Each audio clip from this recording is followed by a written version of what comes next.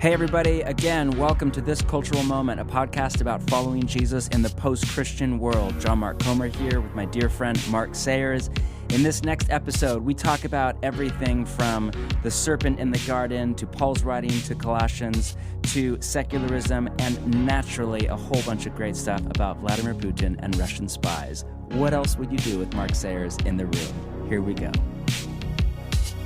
He'll take energy that's already there and he wants to push it to an extreme. He'll take desires that are nascent there and wants to push them to an extreme. He'll take that little doubt in you and he wants to expand that. The enemy then can only use that energy that's already there against you. So that's what he's doing in the garden. That's what he's doing in the wilderness.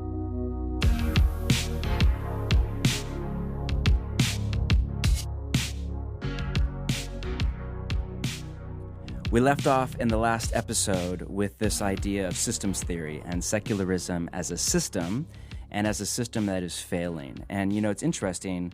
Secularism is essentially a collection of ideas that eventually have all sorts of ramifications for everything from your body and your gender and your relationships to the economy and marketing and capitalism and out past that. It's a collection of ideas. And so these ideas that we're dealing with, both on the street and here in this podcast, are really important.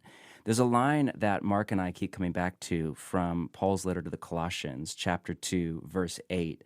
He has this warning there that I think is one of the many warnings that fall on deaf ears to some of us in the late modern West. And he writes this: "See to it that no one takes you captive."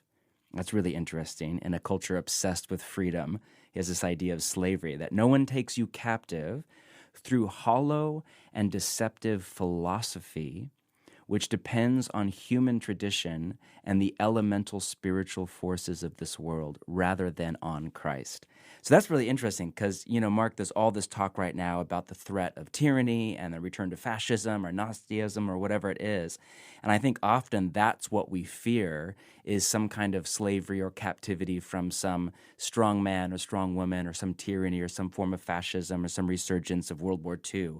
But really for Paul, the great danger, the threat, is what he calls hollow and deceptive philosophies, or ideas that are not true. Truth, I think the best definition of truth is just reality, or that which corresponds to reality. And the best definition I know of reality is what you bump into when you're wrong.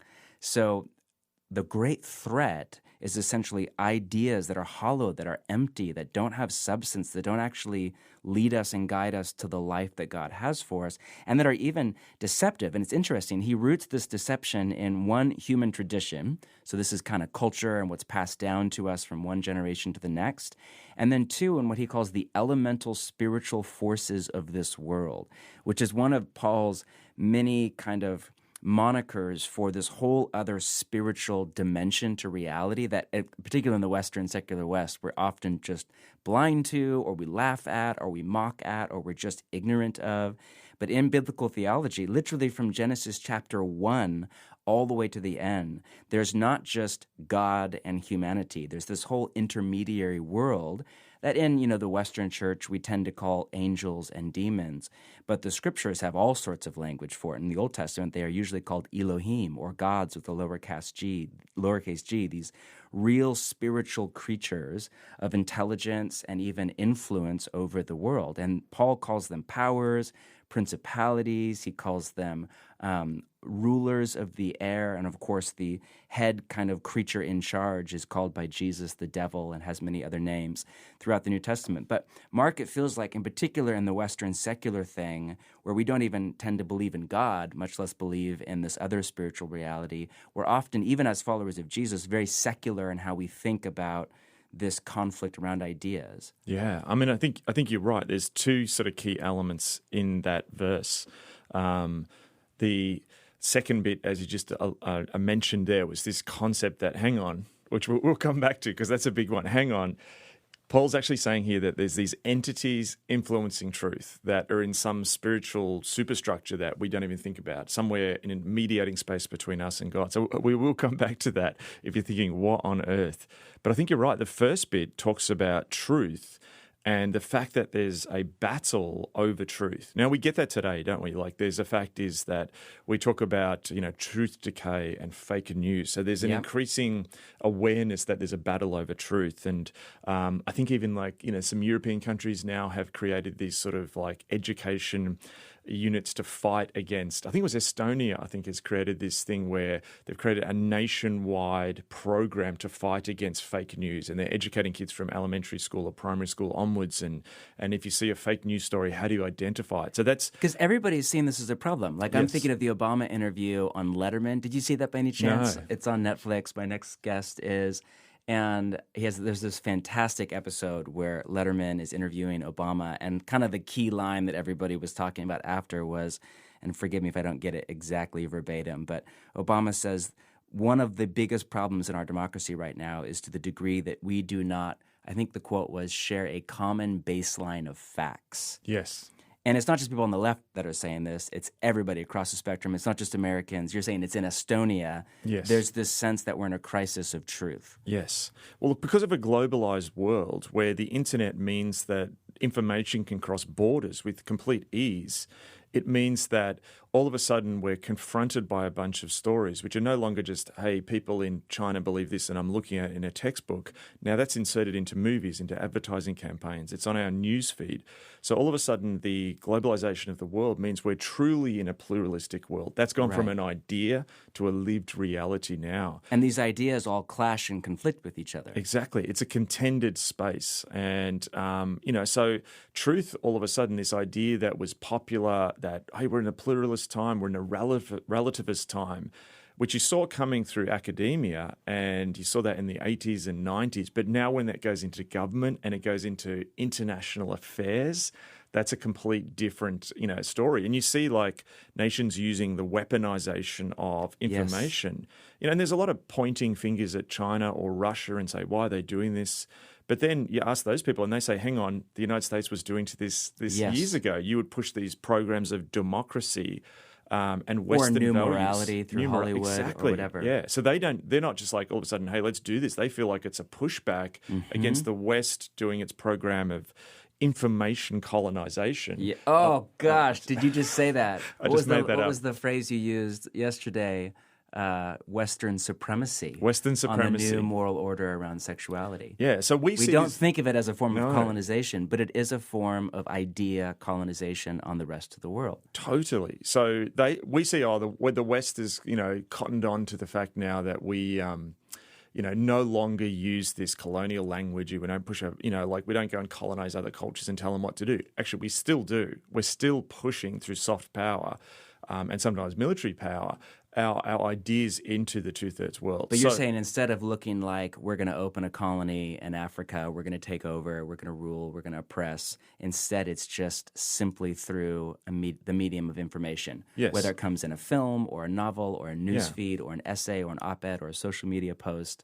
Yes, and Joseph Nye, who's the international relations sort of, guru, he talks about soft power. And so explain that really fast because that's a really helpful concept. So hard power is military power. Yep. So this is we come at the edge of a gun, you will do what we say. Yes, and we've taken you over. Soft power is the influence that countries have through their culture. So for example, Korea at the moment is being seen as a soft power, superpower, by the fact that K-pop is now going across the world. South Korea. So, I was saying North Korea seems like hard power to me. North Korea is definitely hard power. Got it. But South Korea is, managing to export its culture. Japan has exported its culture through soft power. Sweden, we mentioned in the other episode, was seeing itself every as this, coffee shop and IKEA and the whole thing. So you have this international influence which wins people over to your values, but you do it in a soft way. So Hollywood would be a great example of soft Hollywood power. Is soft power. Enormous global influence. Yes. With no military,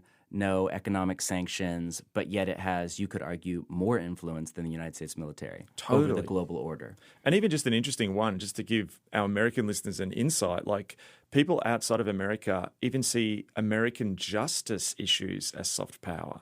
So there's an element that justice issues in other countries, racial issues, inequality issues, because America dominates the media, like in Australia, we actually have to have laws so that we have a minimum of Australian content and film, because otherwise you just get overrun by the American model. So, production. If there's an issue that happens often you'll see there's some justice issue that happens in America, and that will actually overrun issues happening in your own country. So the soft power is such a powerful tool in this contested moment of information. And it feels like soft power is a greater threat to my own life of discipleship to Jesus than hard power. Like, I'm not worried about North Korea at all right now. Yes. But I worry a lot about what is my iPhone doing to me? What is my New York Times op-ed daily read doing to me? Yes. What are some of these ideas? What is brunch in this city? And what is eating out in this city? And what is the new definition of sexuality? What is this doing to my mental map of the world? And that's one thing, there's a lot of, like the language a number of people use at the moment is, I've got privilege. And the fact if you're just worried about soft power, that's an example of privilege, in that sense that, hard power is just... It's still a great threat for a lot of people around the world. And we're so used to the fact that hard power is not in play, and eventually soft power, will sort of, Clausewitz, the great military strategist, said that, war is the extension of politics by other means. So there's a point where often soft power degenerates into hard power. Hard power, got it. And people are concerned about that. So what you're saying, though, to keep us on track, is that there's this war, so to speak, of ideology. Yes. That is global, that is historic, and secularism is right, like the front line of a battle for a new mental map, a new collection of ideas by which to navigate reality. Yes. And, it's interesting. I think what Paul is doing here is saying that this ideological war, so to speak, is not just based on human tradition or culture or ethnic background or a collection of ideas out of the Enlightenment, but there's actually a spiritual background to it. Yes. And this, for me, has been a new learning that honestly has rocked my world. So at Bridgetown Church, every few months, we teach on a practice from the life and the teachings of Jesus of Nazareth. And it's been really interesting. We've done a number of what are normally called spiritual disciplines: silence and solitude, prayer, fasting, Sabbath is up next, a number of kind of emotionally healthy spiritual formation principles. But the number one request that we get for a practice is spiritual warfare, which is not language used in the New Testament. The idea is there. It's kind of charismatic/evangelical language. And I always just kind of said, no, there's just so much weirdness around that and weird extra-biblical, superstitious kind of honestly nonsense, I think, that comes with a lot of the territory when people teach on spiritual warfare. But I was just rocked last summer on my vacation reading through the Gospel of John and just discovering, that the dominant theme in Jesus' teaching in the Gospel of John is this idea of truth and lies. Like, you just get out a concordance or Google it on BibleGateway.com and read through the Gospel of John, and the major running theme is truth v. lies. Jesus' whole line, I am the way, the truth, and the life. And I was rocked in particular in John chapter 8, which is essentially Jesus' most in-depth teaching on the devil. He doesn't say anything about what we expect him to mean by spiritual warfare. There's nothing about an exorcism. There's no healing. There's no tsunami. There's no natural evil. He has this whole thing about how he calls the devil, which for Jesus in his worldview was not a myth or a superstitious kind of idea, but was a real intelligent creature of evil with influence over the world. He actually called him the ruler of this world. The archon there is the Greek word. It's a political term for the highest government office in the hierarchy of the global order. And Jesus there has that line where he calls him the father of lies and says he was a liar from the beginning. When he lies, he speaks his native language, for there is no truth in him. And it's really fascinating. Jesus casts himself as a teacher, as a truth medium, and the devil as a liar, and what we think of as spiritual warfare as this war between truth, or ideas that correspond to reality, and lies, or ideas that do not correspond to reality. And then again, he roots it in the Garden of Eden, which is this fascinating story. If you think about when the serpent there, however you read that story, who is this personification of a creature that's later called by Jesus the devil, when he comes at Eve, Dallas Willard used to have this great line, he doesn't come at her with a stick, he comes at her with an idea. I mean, he doesn't come at her with hard power. He doesn't have an AK-47 or a drone. He comes at her with soft power, with this subtle deception where he starts to distort her questions about who God is, who she is, and what the good life is, which are essentially the three primary human questions.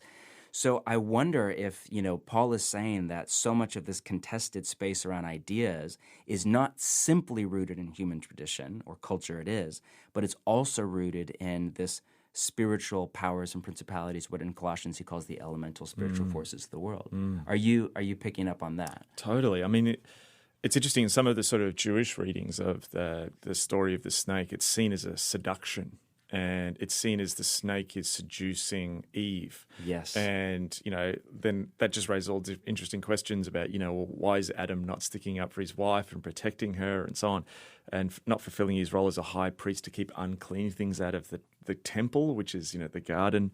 But it also shows us that there's a different understanding of warfare, and we go back to that soft and hard power. In hard power, he would come and he'd attack them or bite them. You think of a snake, I'm an Australian. Snakes are... I'm an Oregonian. Snakes are just not really a fear here. I mean, mind you, we don't really get them in Melbourne, but, they're around. But, snakes bite and they're venomous. And we don't have the snake biting her with venom. What we have is the venomous thing is this seductive idea. Is the idea.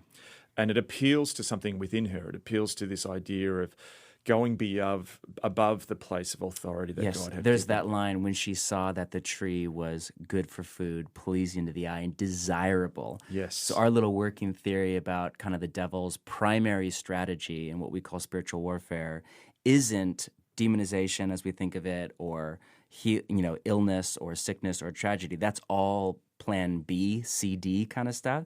His primary strategy, his go-to formula to drive human society and the human soul into ruin is deceptive ideas that play to disordered desires. Yes. And so I just can't help but wonder how some of the ideas of secularism play to, our disordered desires, or what Paul later in the New Testament calls the flesh, this primal animal. I mean, even the tie into evolutionary theory, like the primal animalistic desires that we have for sex or food or security or domination or freedom or whatever it is. Okay, well, it's the time of the podcast where I refer something back to Russia and espionage. It's inevitable. It always comes back to Russian spies with you, Mark. Everything. It's the center. We need to do some Enneagram work or therapy or something. What does this come from? In child, were you like... Are you secretly like a Russian sleeper agent, genius identified at birth and moved to Oz? I think for me, it's really interesting in a sense that, Adam Curtis talks about this a little bit, that in a sense, Russia gives the West this alternate mirror image of like what it could be in a disordered sense. I'll make that another podcast. I won't go fully there right now. But it's really interesting if you go back to this idea of soft power and disinformation, that... Again, even you can look at Jesus in the wilderness. Again, Satan doesn't turn up there and attack him with a force of sword-wielding, orcs or something. That again, it's these seductive promises, power. Not relying on God, doubts, food, questioning. Hunger, it's right after you are the Son of God. Exactly. It's right after the baptism, and then he says, "If you are the Son of God." Yes. Starts to question. Yes. So it's really interesting, and going back to Russia, that.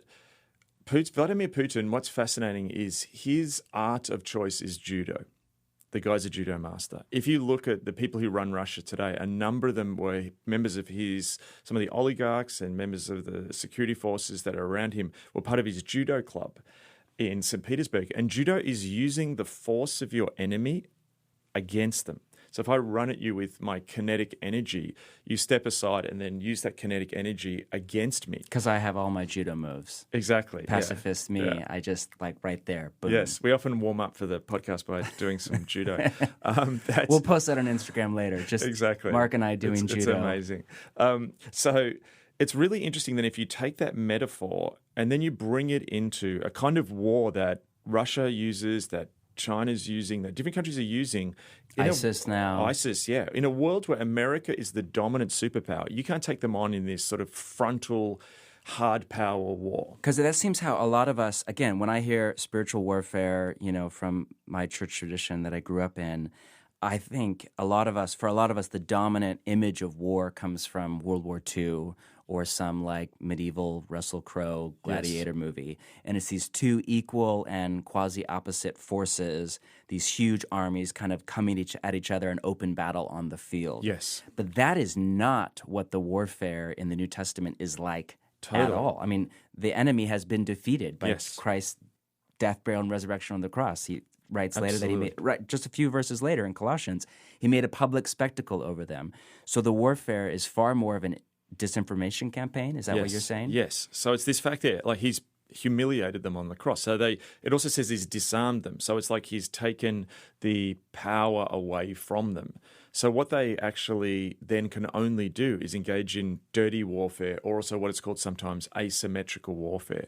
So what you see Russia doing at the moment... What do you mean by asymmetrical? Okay, asymmetrical is you have multiple sides. So for example, when Russia invaded Georgia, there was cyber attacks, there was disinformation campaigns, there was getting local Russian-speaking minorities to, ferment discord. And this has happened throughout history.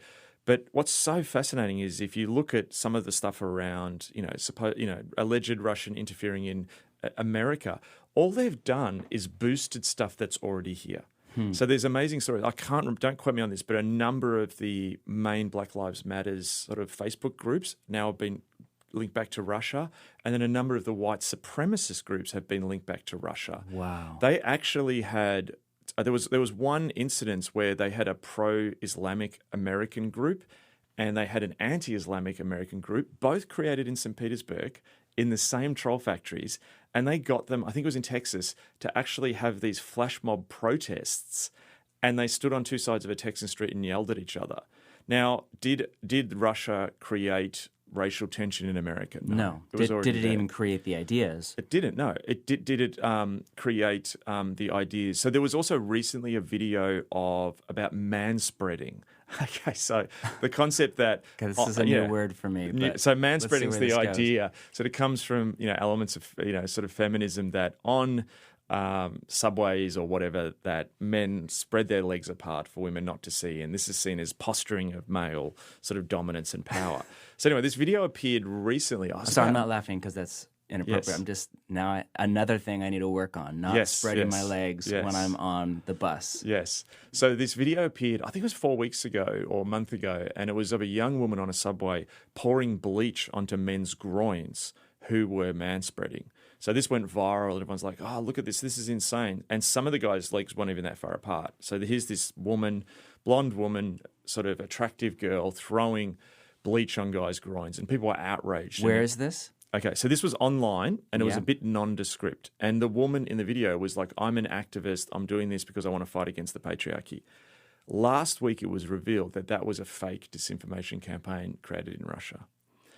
And so that was purely through done. what, CGI or like? So it was actually on the Moscow. They staged something. It was on the Moscow Underground, and it was faked. And she actually was used. She was an agent or whatever.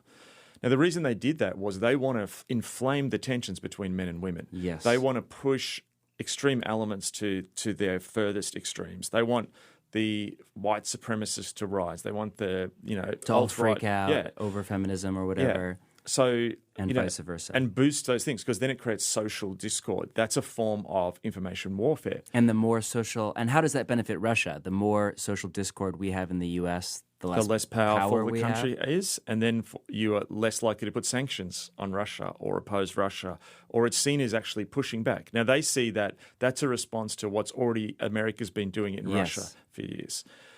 Bring it back from Russia, although I'm happy to stay there all day. Yeah, I kind of could camp out in Russia. If you're Russian and you're listening, we love you. Yes. Hopefully you're not the actor on the the train. But you're using this as a metaphor. You're saying what's currently happening in the way that Russia is fighting the soft and hard power of the U.S. around the world is a better word picture for the way that the devil is using ideas against the people of God than World War II. So he'll take energy that's already there and he wants to push it to an extreme. He'll take desires that are nascent there and wants to push them to an extreme. He'll take that little doubt in you and he wants to expand that. He'll take that little gnawing, that concern, and he'll blow it up into a lie, so that the enemy then can only use that energy that's already there against you. So that's what he's doing in the garden. That's what he's doing in the wilderness. Okay, this is just too good. We're out of time, but I'm just going to push pause on you. Come back next week. We'll have another episode. We will continue this conversation on the hollow and deceptive philosophies that are rooted in both human tradition and the elemental spiritual forces headed by this creature that Jesus called the devil through this war of ideology. We'll talk more about this next week, and maybe even more Russian spies. We'll see. Maybe we'll mix it up next week. We'll see. Thanks for listening.